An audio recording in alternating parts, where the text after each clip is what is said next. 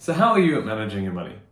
Some of you who are watching this might be really, really good, and you might say, yeah, I have no problems, I put most of my money into savings, I don't have debt, I'm all good on that front. Some of you might say, no, honestly, if I'm being honest with myself, I really, really struggle. You might have multiple credit cards and debt on all of those credit cards. You might often be living sort of a paycheck to paycheck kind of situation, and you might really think of yourself as, I'm not really a money person. I think regardless of which position you're in, I highly recommend at least one of these two books. The books are The Barefoot Investor by Scott Pape and The Barefoot Disciple by Yoel Frank. These two books I've decided to do as a double bill, which is I know a first for this channel, because they are so related and so interlinked. The Barefoot Disciple I do not think would have existed had it not been for The Barefoot Investor. But let's back it up a little bit and let's start with The Barefoot Investor. So if you're anything like me, you probably saw this book a lot in your life. When I'm walking around in airports or bookstores or whatever, I always saw this on the top 20 or top 100 bestsellers list. And I kind of always wondered what it was about and whether it was really worth it.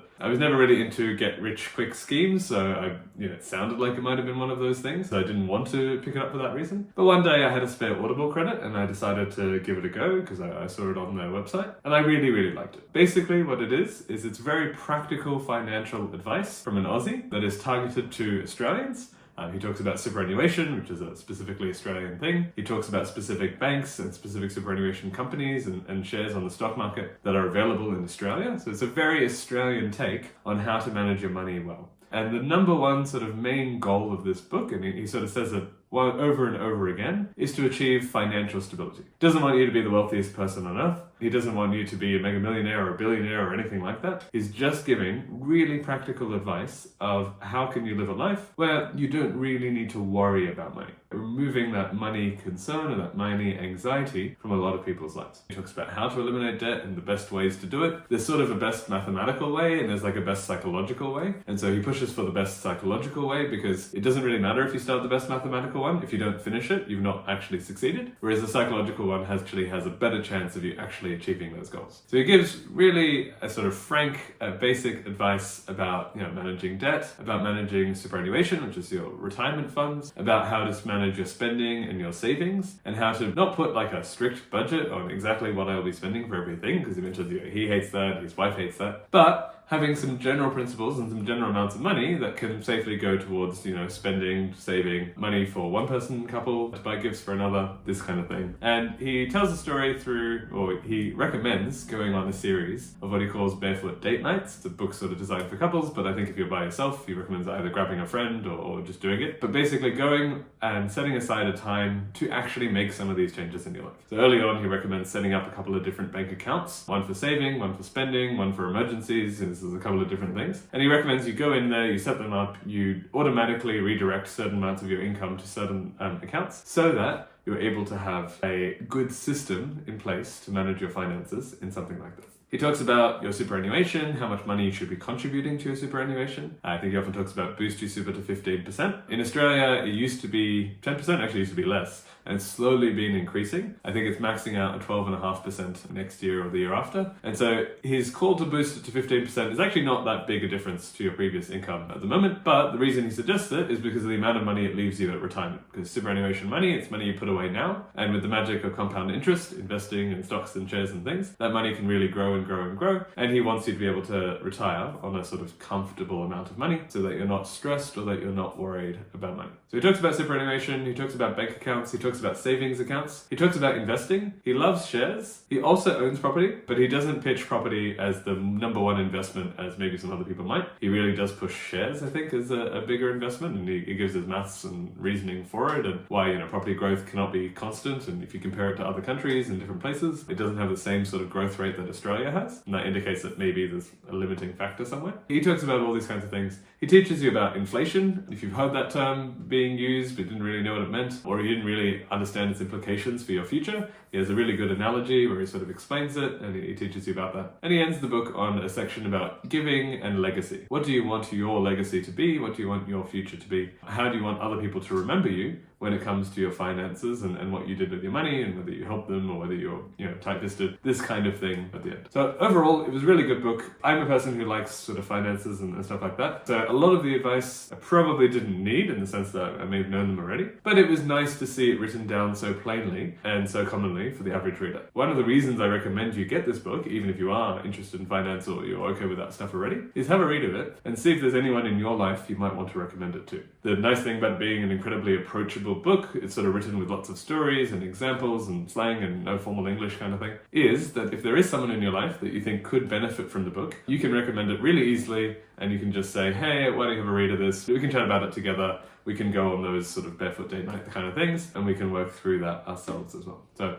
highly recommend this book for anybody. Now, you know from my channel that I often look at Christian books, non-Christian books. So this is not a Christian book in any way. There is an FAQ where someone does ask him about, how does this relate to what Jesus would want us to do with money? And I think his mum is quite spiritual religious, or at least his mum is a Christian. And he's like, well, she's always been a fan, so, can't say too much about that. But if you are a Christian and you're wondering about that perspective of, wait, should I be listening to the money advice from this book? Should we not be doing something a little bit differently as a Christian? That is where the Barefoot Disciple comes in. But what I will say is I think this book, The Barefoot Disciple, is a better read if you have already read The Barefoot Investor. It's clear that the author of this book, The Barefoot Disciple, has read The Barefoot Investor, and he actually references Scott Pape multiple times throughout the book. And he clearly holds the book as good, sensible financial advice, I think, like anyone would. But he obviously says that it's not clearly targeted to Christians. It doesn't answer the question of what should Christians use their money for in terms of spending on themselves or saving or spending on others. That's not really a question that the Barefoot Investor answers. And so he tries to tackle a little bit more of those. What does it mean to live as a Christian? What does it mean to spend? How much should I spend? How much should I save? How much should I give? That is the question that the Barefoot Disciple answers. So if you're a Christian, I actually highly recommend you read both books. I would start with the Barefoot Investor,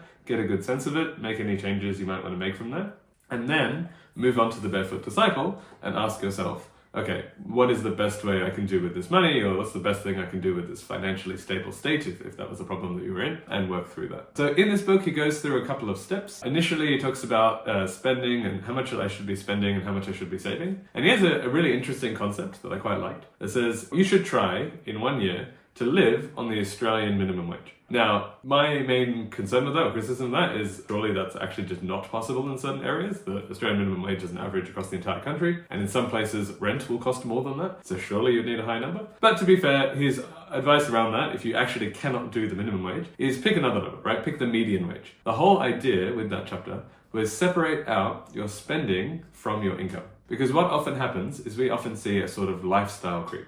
As people earn more, they start to spend more, and they end up with a similar amount of money left over or no money left over. And he's really trying to get you to avoid that. Spend a year where your spending is not linked to how much you're making. Your spending is a fixed amount, and how much you're making can increase, can grow, and those two things are not related together. I think it's a good idea. I think it's partly mentioning it as it's something that would help grow discipline. It also, you get to do something extra with the money, which we'll talk about in a second. But yeah, that's his starting point on this book. After that, he looks at a couple of other things, starting with habit 2, which he calls give habitually. And this is where we talk about giving a certain amount of money. Now, something interesting that comes up in this book is this idea of the tithe or 10%. So I think often in Christian churches, you'll often hear the call for a tithe, the call for 10%, and it's referenced in the Old Testament. It starts with Abraham giving a tenth of everything he had to Melchizedek. That was the sort of first example of a tithe, but it comes up multiple times in the Old Testament. Now, he does two things in this book. One, he goes through and proves why in Israel they actually gave more than 10%. There was 10% to Levites, but there was also 10% to other things, and there was 10% every 3 years to the fatherless and the widows. And if you add it up, it was like a 20-something, 30-something% giving overall in Israel. But he's saying that 10% is the baseline that often people talk about. And his basic suggestion in that giving chapter is that you habitually give 10% to your local church, to the church that you are attending. And you do it for two reasons.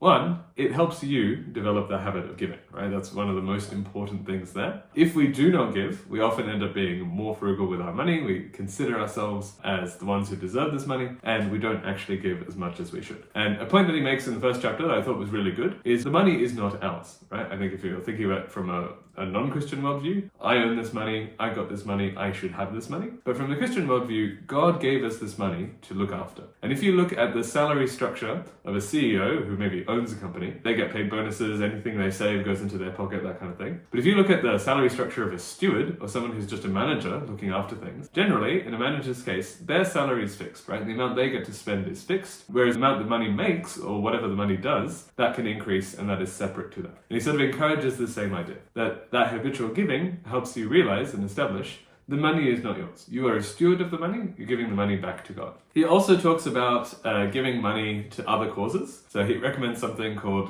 compassionate giving, which is sort of giving money to children in Africa, or basically places where your dollar will go a lot further. It's always amazing to me when you see like $50 could feed an entire family for a month. And you're like, here, $50 would barely buy me one meal, right? Like in a fancy enough place. And so it's such a different experience when you're talking about giving money here versus giving money there. And so the natural question that comes up is, okay, well, why would I ever give money here if giving money compassionately, giving money overseas is clearly much better, or a much better use of the money? And he makes one or two more arguments for it. The main one being that giving money to your church helps grow the church. It helps grow the number of believers, which is one, ultimately the goal of the church. And two, the more believers in that church, the more the church as a whole is able to give. Talks about it as growing the base that is then able to give out overseas as well. And he talks about some other concerns people might have. What if my church isn't spending it well? You can sit down with maybe people who are treasurers or financially responsible in that church and have a look at the finances. There's things that you can do, but fundamentally, that habitual giving is something he recommends. And one thing that I found really interesting was people often talk about the fact that in the New Testament, Jesus changes the rules, right? It's no longer give 10%. And that's true. You see it in the story of the widow, where she gives those 2 mites, which was all she had, 2 copper coins. And Jesus says, this is the one who is given the most because she has given all that she has. But then they asked people in focus groups and interviews, with Jesus coming on the scene, what does that mean about how much you should give? Should you give 10%? Is it okay to give less than 10%? Is it okay to give more than 10%?